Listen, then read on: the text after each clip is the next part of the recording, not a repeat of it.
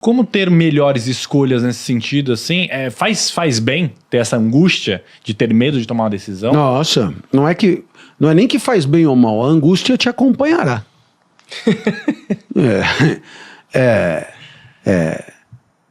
Eu diria assim, dado que a vida requer escolhas, e as escolhas são sempre acompanhadas de um sentimento desagradável chamado angústia, a angústia é condição da existência humana. Entende isso? Uhum. Não é alguma coisa que você possa eliminar. A angústia te acompanhará. Né? Agora, claro,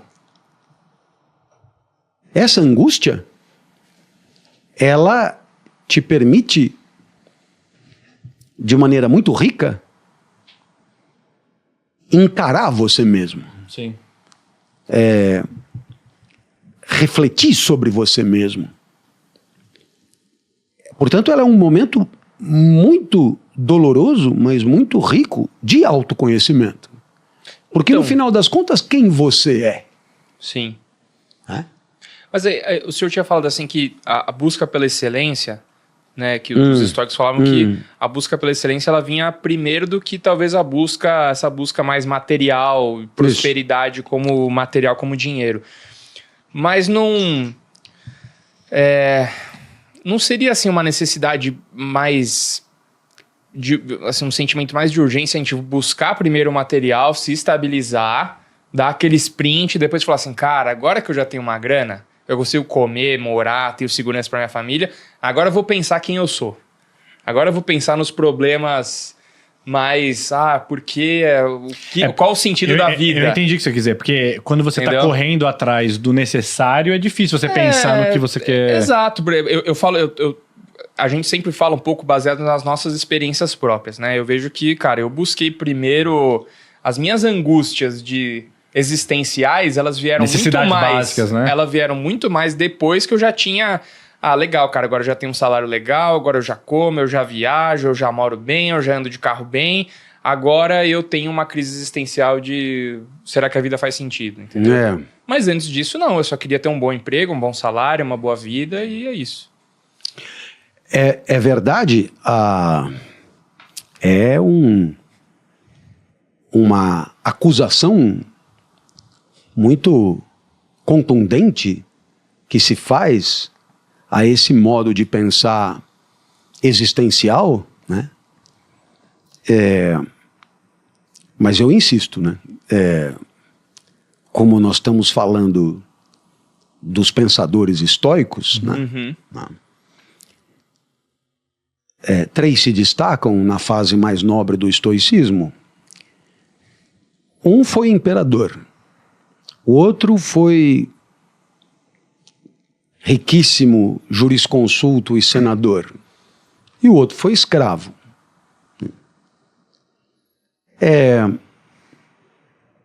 Perceba que, independentemente deles estarem sendo sinceros ou não, ou deles viverem em função daquilo que eles diziam, o certo é que há um pano de fundo comum aí.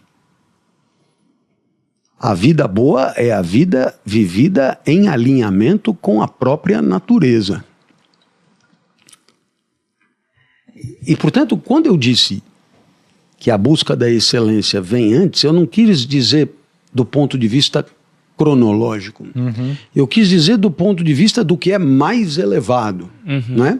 do que é o fim, digamos agora, para mudar tudo, o fim último. Quer dizer, aquilo que mais importa, aquilo que tem o maior valor na existência. Né? Então, é claro que eu entendo perfeitamente o que você diz e não pense você que com a minha vida não foi assim também. Como que você achou o seu eu? Essa sua pergunta parte da premissa de que eu tenha achado o meu eu em algum momento. Mas é assim... Partindo do pressuposto. Né? Eu, na escola,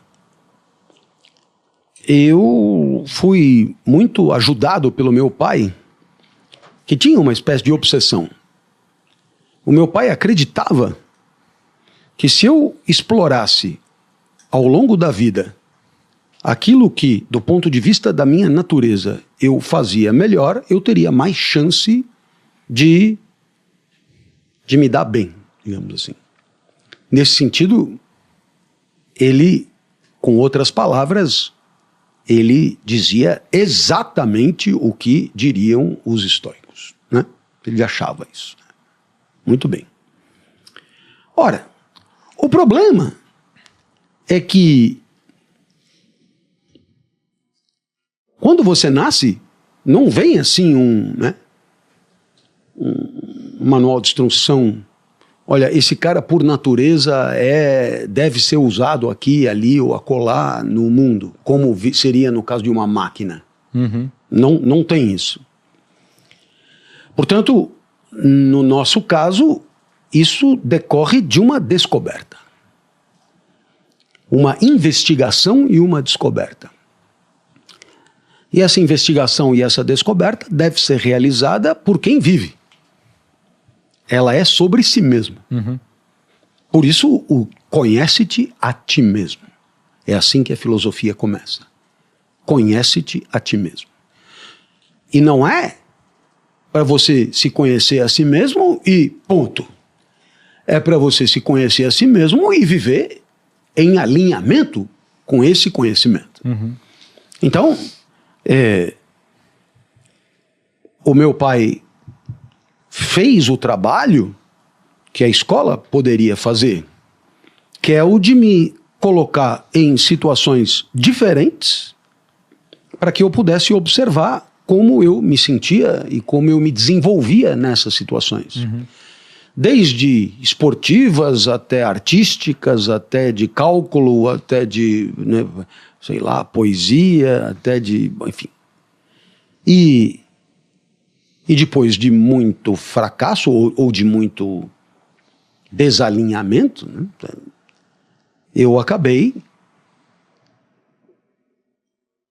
assumindo para mim, por conta do que eu senti, por conta da energia que eu sentia em realizar aquilo, eu identifiquei que entre todas as atividades da vida, a única exuberante era explicar. E naturalmente, eu estou falando mesmo de mim. Uhum. Então, eu me convenci que eu era um explicador. E essa descoberta, ela foi decisiva na minha vida, porque eu não fiz outra coisa senão explicar. Então, eu sou daqueles que apostou na própria natureza.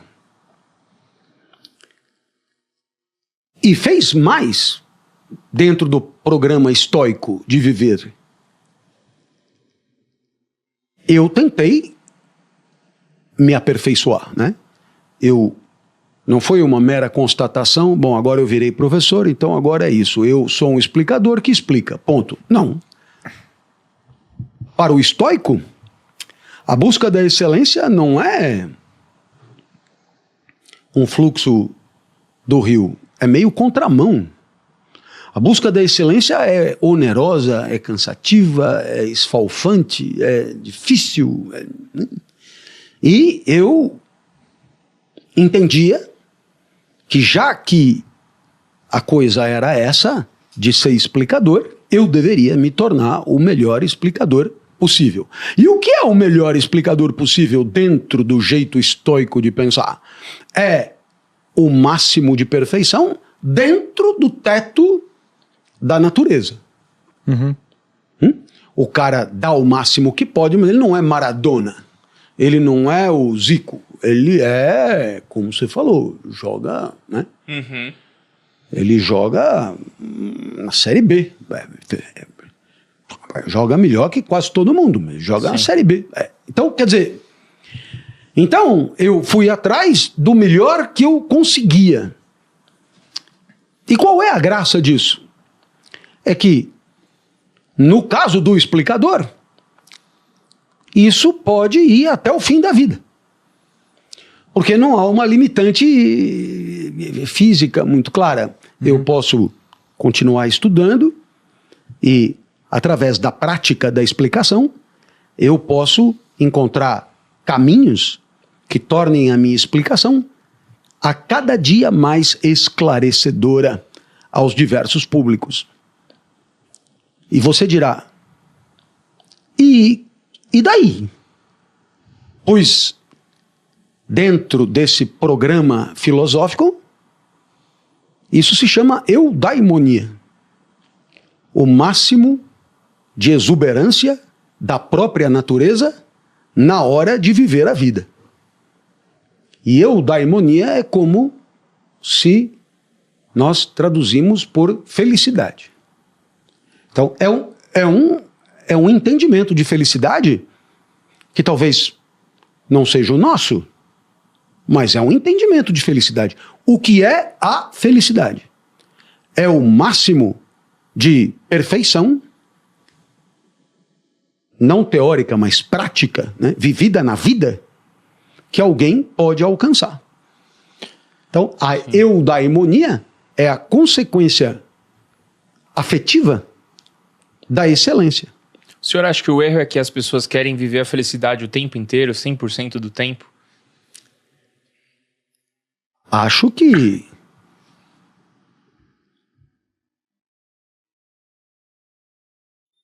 não sei se o erro está em elas quererem, não é? Ou confundir isso com prazeres? É que o grande problema é que isso eleva o sarrafo da expectativa num ponto inalcançável. Não será assim, né? Muitas vezes esperamos do mundo mais do que o mundo pode oferecer. E muitas vezes esperamos de nós mesmos mais do que podemos implementar. E aí a expectativa é sempre fora. Na hora que a expectativa fica fora, você decreta para si uma vida de frustração. Portanto, existe aí uma sabedoria. Que é uma sabedoria de você esperar, ou se você preferir, definir metas, para falar de um jeito mais conhecido, que sejam execuíveis. Eu não posso vincular a minha felicidade a ser presidente dos Estados Unidos. Porque há um empecilho jurídico muito pouco provável de ser vencido. Eu não sou americano nato. E muito difícil mudar a Constituição para que isso seja possível. Então, essa vinculação é estúpida. Porque se eu vincular a minha felicidade a ser presidente dos Estados Unidos, é muito pouco provável que eu venha a ser feliz algum dia. Entendi. Por outro lado, eu também não posso vincular a minha felicidade, por exemplo, a ocorrências banais. Porque se eu fizer isso, eu não estarei dignificando a minha vida e oferecendo, eu diria, um caminho de aperfeiçoamento. Então, eu tenho que vincular a minha felicidade ao que é alcançável e digno. Isso é uma sabedoria. É uma sabedoria, né? Então, claro, eu, com base em tudo que eu disse, eu posso, de um lado, diagnosticar o que depende de mim e botar ali todo o meu empenho. Mas é claro, como eu não controlo o que está aqui, eu sempre peço que me julguem por esse lado da minha vida. E não pelo que chamam de resultado final. Porque o resultado final, ele é uma mistura cruel, onde você não sabe mais diagnosticar, no final, o que dependeu de você e o que não dependeu de você. Sendo, muitas vezes, um convite para manipulação, para falseamento, para você dizer o que não é procedente. Então, é mais ou menos o técnico de futebol, né, que vai dar a entrevista coletiva e ele diz assim: eu achei que o meu time jogou muito bem, fez o que nós combinamos, os jogadores se dedicaram, tiveram um desempenho individual muito razoável, taticamente fizemos o que tinha sido combinado, e portanto... Aí o repórter disse, sim, mas foi 3-0 pro outro time? Pois é. Isso também é verdade. Mas eu ainda assim queria dizer que no que dependia de nós, o desempenho não foi perfeito, porque nunca será, mas foi muito razoável. Agora, claro, um dos gols foi um pênalti inventado pelo juiz. O outro gol, o cara pegou um sem pulo da intermediária que se ele bater 1000 vezes, ele acerta só aquele. Né? E o terceiro eu já estava com 3 expulsos. Então, claro, foi 3-0? Foi 3-0. Mas ainda assim, naquilo que dependia de nós, houve algo próximo da excelência. Entende isso? Sim. Quer dizer, é a diferença do desempenho e do resultado. Talvez o segredo, então, pela leitura que eu estou fazendo aqui, seja você descobrir dentro da sua jornada qual que é essa metade que depende de você. Porque eu acho que talvez essa seja a dificuldade das pessoas. Mas não tenha dúvida. Saber qual que... Olha, dentro de toda essa bagunça que é a vida... Claro. Isso aqui depende de mim. Isso aqui é comigo. Isso aqui... E sobretudo, ter preparo emocional para enfrentar a avaliação do outro. Sim. Porque o outro não... O torcedor sai frustrado. O outro não vai fazer essa separação. Quem faz essa separação, ou quem deve fazer essa separação, é quem age, é quem vive. Agora, um avaliador externo, ele terá seus critérios, sabe? Né? O time foi campeão, porra, do caralho. Agora, se isso foi conseguido com excelência ou com outros recursos, me interessa pouco. Às vezes eu fico observando, no caso do futebol, né, você tem uma discrepância hoje de recursos econômicos entre os diferentes clubes, né? E aí você tem um clube que precisa de um lateral esquerdo, ele vai e compra 3. O outro clube precisa de um lateral esquerdo. E ele vai, e aí? Aí ele vende o que ele tinha, que fica jogando ali até dar o fim do ano, meio que de favor, não é? E tem o cara da base que quebrou não sei o quê, e aí aposta-se em alguém que ignorava a esfericidade da bola, mas vem aí, na verdade era esgrimista, mas enfim, parece que quebra um galho de lateral esquerdo, entendeu? E aí, e o outro time tem simplesmente um que foi da seleção brasileira, o outro que é o destaque não sei aonde, bola de ouro. O outro é o bola de ouro, e aí, bom, aí vão jogar os dois uma disputa de uma Copa, né? Aí, primeiro jogo, tipo 0-0, segundo jogo, tipo 1-1, e aí nos pênaltis, o clube que tem 38 laterais ganha nos pênaltis. Aí vai entrevistar o técnico do time que perdeu. Oh, você perdeu. Mas peraí, malandro. Né? Olha só a matéria-prima que o cara tinha do lado de lá e o que eu tinha aqui. E aí, malandro, você diz o que você quiser, o fato é que eles continuam na Copa, você foi eliminado e tendo sido eliminado, o seu valor despencou. Veja, é o tipo da avaliação que faz uma sopa cruel daquilo que foi competência, dedicação, esmero, preparo, tudo que depende do cara, e daquilo que não dependia do cara, que era a contratação de profissionais à altura, que era... Entende o que eu estou dizendo? Sim. Então, sim. Eu acredito que não é só uma questão de diagnosticar o que depende de você, mas é uma questão de preparo emocional para não se deixar abater pelo juízo de terceiros. Não é? Por quê? Porque eu posso garantir a pertinência, ou nem tanto a pertinência, mas eu posso garantir que o que eu estou dizendo aqui hoje, nesse podcast, é muito próximo do melhor que eu poderia dizer, dadas as perguntas que vocês estão me fazendo. Agora, eu não posso garantir que o público que está assistindo venha a gostar. Então, por quê? Porque é evidente que as expectativas do público que está assistindo são uma variável que escapa ao meu controle.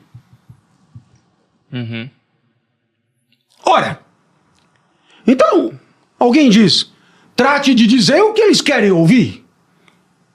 E eu direi, será? Será? Porque se isso for sempre assim, você não vive mais a sua vida.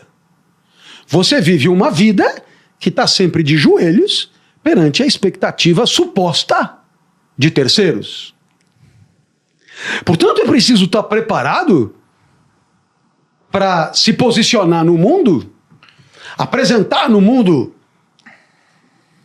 as tuas essências, as tuas convicções, independentemente do que possa vir a acontecer em termos de aplauso ou de vaia. E isso requer preparo. Isso requer preparo por quê? Porque hoje o sucesso da vida está muito quantificado em likes, em seguidores, em coisas, e tudo isso pode ser objeto de uma estratégia. Se disser isso vai ser cancelado, se disser aquilo vai ser aplaudido, se disser aquilo lá vai ser não sei o quê. Então, tudo acaba sendo o resultado de uma estratégia onde o senhor da vida está fora de si. Ora, toda vez que o senhor da vida está fora de si, nós denominamos escravidão. Sua vida é regida por uma vontade que não é a sua.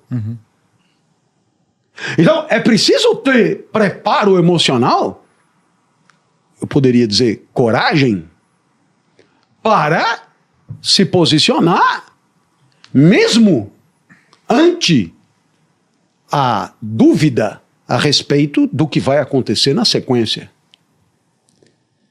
Eu prefiro dizer o que eu tenho para dizer e depois a gente vê o que acontece, do que ficar aqui calibrando para dizer coisas que sabidamente ou genericamente costumam ser aplaudidas, reverenciadas e bem vistas. Então, os gregos, que é o povo mais inteligente da história humana, no meu entendimento, os gregos, eles tinham uma formação do greguinho, que era uma formação que preparava o greguinho para o bullying. Olha que interessante. Claro que a palavra não existia, mas preparava para criar casca contra a tirania do olhar externo, até mesmo contra a tirania do olhar da maioria. E tinha preparo, submetia o greguinho ao ridículo, para ele ser ridicularizado, espezinhado, para ele ir criando casca.